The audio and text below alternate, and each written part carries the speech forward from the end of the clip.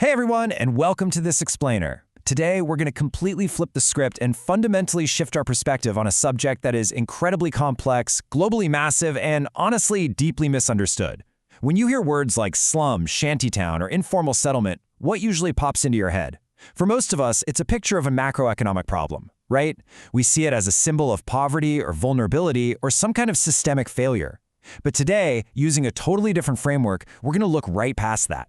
We are going to uncover how these settlements actually operate as incredibly resilient, massively complex human economic systems. To do that, we've got a highly structured journey ahead of us. We'll be exploring the hidden global economy, zooming in on Barrio 31, figuring out what nanoeconomics actually is, navigating the economic lanes, checking out the nanoeconomics scorecard, and finally, nudging toward upward mobility. All right, Section 1, the hidden global economy. Okay, let's dive into this. Before we look at the household level, we really have to grasp the mind-blowing scale of what we're actually dealing with here. The book Stealth of Nations perfectly describes what is often called System D, which is the unregulated, informal economy. It notes that like floating soap bubbles, its edges are diffuse and it disappears the moment you try to catch it. But cumulatively, it produces a huge amount of wealth. This shadow economy stands completely outside the bounds of formal law, and yet it's deeply entwined with the recognized business world. It operates on tiny, everyday sales, microscopic increments of profit, and just relentless daily cash transactions. But when you add all of those tiny, invisible transactions together globally, you get this staggering number, $10 trillion. I mean, let that sink in for a second.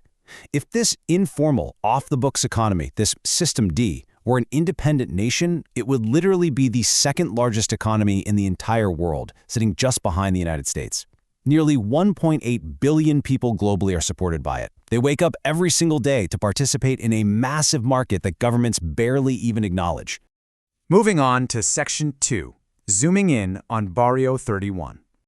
That $10 trillion global number is honestly almost too big to wrap our heads around, right? So let's ground this massive concept in the specific geography and reality of Argentina back in 2014. In developing nations, you often see a combination of rigid laws, broken welfare systems, and chronic inflation making formal business compliance pretty much impossible for the poor. The result? Vast clandestine markets, known locally as saladitas, sprout up everywhere. Over 30% of Argentina's active population, that's nearly 5.7 million people, works informally in these massive hidden supply and value chains that are just completely off the radar for tax collectors. And this brilliantly illustrates the sheer momentum of the whole system. Between 2014 and 2017, the sales volume in these informal markets just exploded, going from around $210 million to over $4 billion. You see, the informal economy actually grows in direct relation to economic downturns. When formal businesses go bankrupt during a huge inflation spike or a sudden currency devaluation, the informal economy steps up. It acts as a highly resilient, absolute survival net for millions of families when the formal structures completely fail them. Which brings us to Section 3. What is nanoeconomics? To truly grasp how this works on the ground, we have to move away from purely political arguments. You know, a lot of times, informal settlements are either painted by progressives purely as victims of a broken system, or they're romanticized by political activists as this untouchable cultural way of life. We need to step back from both of those narratives and remain entirely impartial here. Nanoeconomics gives us a neutral, data-driven framework. It analyzes the economy strictly at the human household scale, revealing the really complex survival entrepreneurship that occurs every single day. Think of it this way. Macroeconomics is entirely top-down. It looks at aggregated data, broad poverty lines, and formal corporate structures. But nanoeconomics, it adopts what the famous social urbanist Jane Jacobs called an eyes-on-the-street perspective. It looks closely at the actual household data. If you really want to understand how a bustling settlement like Barrio 31 in Buenos Aires actually functions, you cannot just look at national GDP. You have to understand that street-level hustle. All right, Section 4, navigating the economic lanes. So how are these household economies practically structured? Well, the informal economy is definitely not a single monolith. It's organized into multiple distinct lanes. You've got the unemployed, welfare benefits, temporary gigs, household businesses, co-ops, and full-time formal jobs. Now, what's really interesting here is the magic of the nanoeconomic perspective, realizing that a single household doesn't just sit in one lane.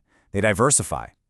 One family member might be working a formal job, while another runs a food stand right out of their front window. and maybe another does temporary delivery gigs. They participate in multiple lanes simultaneously just to mitigate their daily risk. Think of these lanes as a literal ladder. Social and economic upward mobility means moving a household's center of gravity up these steps. You might start out unemployed or relying on welfare benefits. Then maybe you pick up temporary gigs, which are known in Buenos Aires as changas. From there, maybe you start a household business, then move your operations to a larger street market or co-op, until finally you can actually secure full-time formal employment. Moving up this ladder is incredibly difficult, and it requires very specific incentives at every single step along the way. Next up, Section 5, the Nanoeconomic Scorecard. To really hammer this home, let's look at real data through the lens of a fictionalized household head we'll call Hilda, which is based directly on realities in Barrio 31. Now, Hilda's multi-member household doesn't just rely on one single paycheck. They bring in over $6,400 from full-time house cleaning trades. They pull in another $4,500 from painting and electrical gigs, and they have about $1,000 coming from formal employment. So by stacking these multi-lane income streams, Hilda's household generates nearly $12,000 annually. And you know what? That actually keeps her family above the poverty line in her area. It's just an incredible display of entrepreneurial survival. So the absolutely crucial point here is this. While this hustle is deeply impressive, relying entirely on off-the-books, unreported cash income is a massive household survival trap. It is not just a problem for the government's tax revenue. For Hilda's family, living exclusively in a cash economy is physically unsafe. It invites predatory gang activity, informal taxation by local bosses, and street crime. And furthermore, without a formal paper trail, Hilda can't access safe banking or credit cards to expand her business or securely buy a home. Which leads us to our final section, Section 6, Nudging Toward Upward Mobility. So, how do we actually harness the immense human energy of these settlements without destroying the community fabric? Well, the answer lies in behavioral economics. Nobel laureate Richard Thaler defines a nudge as any aspect of the choice architecture that alters people's behavior in a predictable way without forbidding any options. If you just aggressively regulate or bulldoze a settlement, you destroy the economic network and you face massive resistance. Instead, we must alter the choices. We have to make the leap to the formal economy more appealing, far safer, and ultimately more profitable than staying in the margins. To provide those nudges, we really have to unlock what we call the gates to upward mobility. Families need simple, accessible ways to obtain IDs and commercial permits. They desperately need clear property rights so their home becomes a bankable asset, not just a temporary shelter. They need safe access to credit. Crucially, they require help overcoming the invisible, antisocial gang rules that govern the streets. And finally, the system must help them afford the very real extra costs of legality, like paying for basic utilities and taxes, so they don't just slide right back down the ladder into the poverty trap. And that brings us to the core of our journey today. I really want to leave you with a provocative thought inspired by Jane Jacobs, who famously looked at neighborhoods that others considered blighted, and she saw incredible, vibrant potential.